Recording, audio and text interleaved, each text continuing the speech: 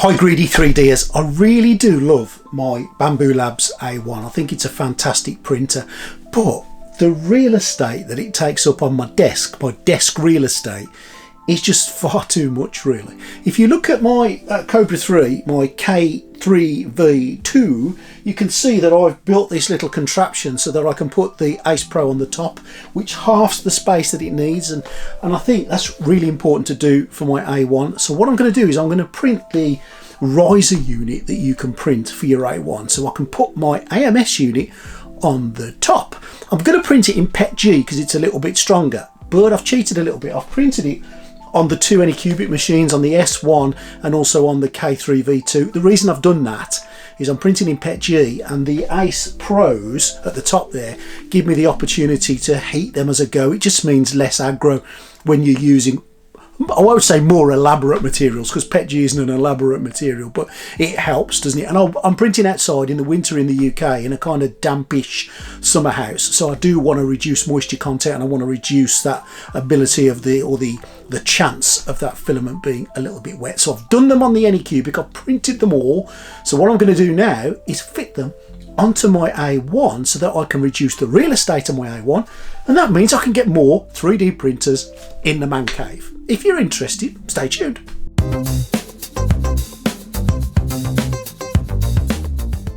The file you can find on Maker World. It's a free download, and also all the screws that you're going to be needing are included with your A1. They're all in there, so don't throw any of your screws away.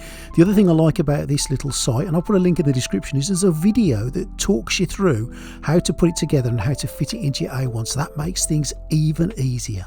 So I've used some basic white Sunlu PETG to print all these parts, and as I said earlier, I've done them across the 2 Anycubic machines, and they've printed absolutely perfectly, no issues at all. But we need to do a little bit of clean-up work on them. So just using a deburring tool, I've just gone around all the edges to take any of the sharp bits off from the skirt. And once I've done that, I've got the little cutters, my little clippers, and I've just pulled all the supports out of all the little nooks and crannies that they were in.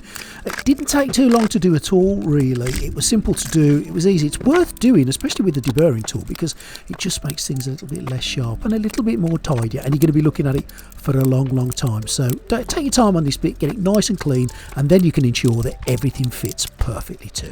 The assembly process was logical and simple. I just followed the video step by step and put the thing together.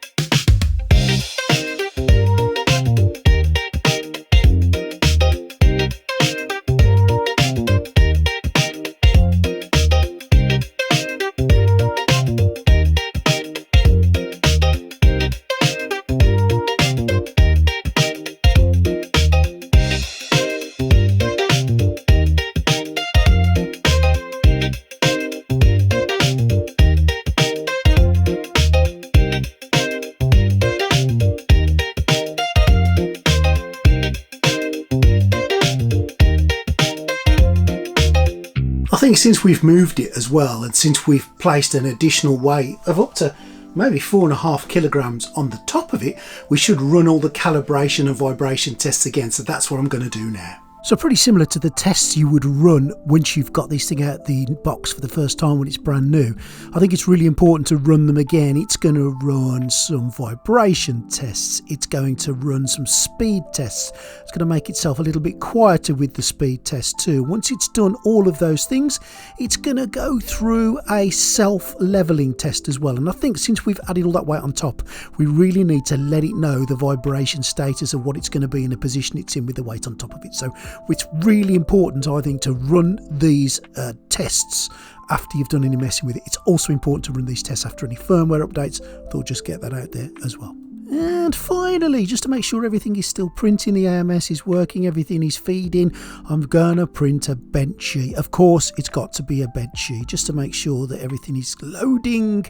The vibration isn't shaking it to death. The tubes and the pipes and all the wires aren't getting in the way. And I'm happy to say it printed wonderfully. It printed fine. No issues, no problems. Following the instructions on that video really did make things simple. And here's the Benchy just a little bit closer if you have a look at. I was wondering, was there going to be any ringing on it? Was there going to be any change in quality? But it looks absolutely fine. Further testing will be required, of course, and I'll be doing that ASAP. So that really wasn't too hard to do. The instructional video makes it really simple. All the screws that you need are included with your A1 and AMS combo anyway. I did use a few others because I lost them. But so good word of warning here: when you get your A1 and your AMS unit, keep all the screws because you never know when you're going to need them. But now I've kind of halved the desktop real estate for my A1.